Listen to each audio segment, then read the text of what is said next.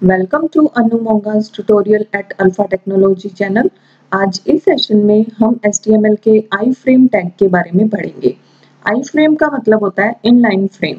Inline frame का काम होता है HTML डॉक्यूमेंट के अंदर कोई किसी दूसरे डॉक्यूमेंट को डिस्प्ले करना, यानी कि एक वेब पेज के ऊपर दूसरा वेब पेज। हम जितने आई फ्रेम्स अपने वेब पेज पे डालना चाहें उतने डाल सकते हैं। स्टाइलिंग के थ्रू हम उसमें बॉर्डर के स्टाइल्स भी चेंज कर सकते हैं और चाहे तो बॉर्डर को हटा भी सकते हैं। स्टाइलिंग की दूसरी प्रॉपर्टीज भी CSS के थ्रू हम आई फ्रेम के ऊपर अप्लाई कर सकते हैं। आई फ्रेम के जो मेन एट्रीब्यूट्स हैं वो 3 एट्रीब्यूट्स को सपोर्ट करता है। SRC, जिसके अंदर हम जिस वेब पेज को इस आई फ्रेम में ओपन कराना चाहते हैं उसका URL या पाथ देते हैं। हाइट और विड्थ की, विंडो की कितनी हाइट और विड्थ पे वो आई फ्रेम डिस्प्ले होना चाहिए उसे देते हैं।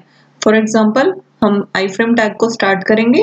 इसमें SRC में उस पर्टिकुलर HTML फाइल का नेम दे देंगे जो, या किसी डॉक्यूमेंट का नेम दे देंगे जो हम उस आई फ्रेम के ऊपर डिस्प्ले कराना चाहते हैं। हाइट में पिक्सल्स में उस पर्टिकुलर फ्रेम की हाइट एंड विड्थ में विड्थ दे देंगे और फिर आई फ्रेम टैग को क्लोज कर देंगे।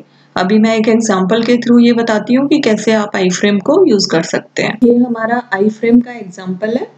यहाँ पे मैंने 2 विंडोज खोल रखी है, एक नोटपैड की और एक ब्राउजर पे उसका एग्जीक्यूशन। अगर हम नोटपैड पे इसका कोड देखें तो उसी तरह से हमने HTML हेड टाइटल जैसे हम नॉर्मली हर HTML फाइल में देते हैं।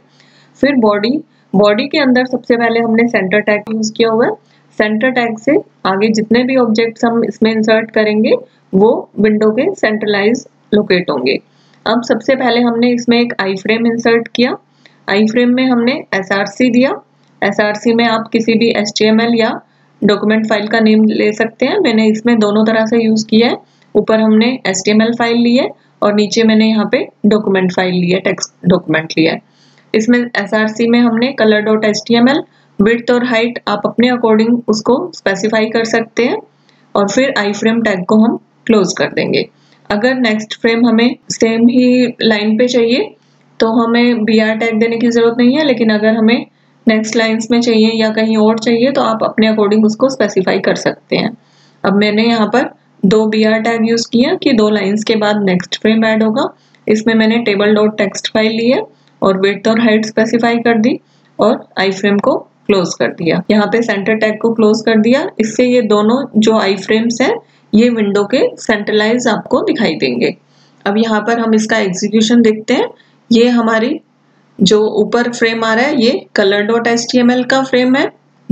अगर हमारी विंडो इसमें पूरी नहीं आती तो ये अपने आप से इसमें स्क्रॉलिंग मोड को ऐड कर देता है। इसी तरह से विड्थ भी अगर कम ज्यादा होगी तो उसमें भी स्क्रॉलिंग आ जाती है। जैसे मैं अगर यहाँ पर विड्थ को 100 करके देखती हूँ, अब अगर यहाँ पे देखेंगे तो यहाँ पर भी स्क्रॉलिंग में आपका दिखाई दे रहा है। इस तरह से मैं इसको वापस से 300 कर रही हूँ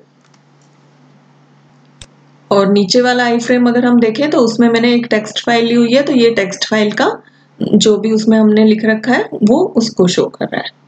तो इस तरह से हम आई फ्रेम को डिस्प्ले करा सकते हैं। इसमें अगर हमने स्टाइल को डालना हो तो आप यहाँ पर इनलाइन स्टाइल्स के थ्रू भी डाल सकते हैं। जैसे यहाँ पर स्टाइल इक्वल टू, फिर डबल कोट्स। इसमें फॉर एग्जांपल अगर आपको बॉर्डर चेंज करना है तो यहाँ पे बॉर्डर स्टाइल और इसकी प्रॉपर्टी, अगर हमें बॉर्डर नहीं चाहिए तो हम ऐसे नन कर सकते हैं। इसको हम सेव करते हैं। अब यहाँ से इस पर्टिकुलर फ्रेम का जो बॉर्डर आ रहा था वो हट गया। अगर आपने बॉर्डर का स्टाइल कुछ और देना है तो वो भी दे सकते हैं। फॉर एग्जांपल मैंने यहाँ पे डैश्ड कर दिया और इसको सेव करके हम रन करते हैं तो अब ये डैश्ड बॉर्डर शो कर रहा है। इस तरह से आप स्टाइलिंग की प्रॉपर्टीज भी आई फ्रेम पे अप्लाई कर सकते हैं। तो ये था मेरा आई फ्रेम से रिलेटेड ट्यूटोरियल। आई होप आपको ये समझ में आया होगा और अगर आपने अभी तक ये चैनल सब्सक्राइब नहीं किया है तो प्लीज इसको सब्सक्राइब करिए और बेल आइकन को जरूर प्रेस करिए ताकि आपको आने वाली वीडियोस के बारे में पता चलता रहे। Thank you for watching.